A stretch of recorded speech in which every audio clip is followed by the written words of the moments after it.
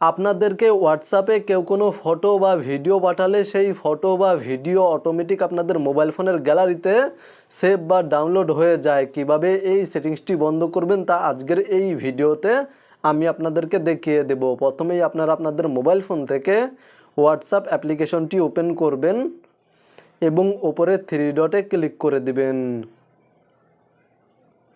দেন এখানে দেখতে পাচ্ছেন সেটিংস অপশানে চলে যাবেন এবং এখানে দেখতে পাচ্ছেন চ্যাটস নামে একটি অপশান রয়েছে। চ্যাটস অপশানে ক্লিক করে দিলে আপনাদের সামনে এই ধরনের একটি ইন্টারফেস শো করবে। এখানে দেখতে পাচ্ছেন media visibility show newly downloaded media in your device gallery.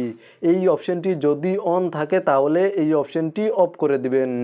এই অপশানটি অফ করে দিলে কেউ আপনাদেরকে হোয়াটসঅ্যাপে কোনো ফটো বা ভিডিও পাঠালে সেই ফটো বা ভিডিও আপনাদের মোবাইল ফোনের গ্যালারিতে সেভ বা ডাউনলোড হবে না।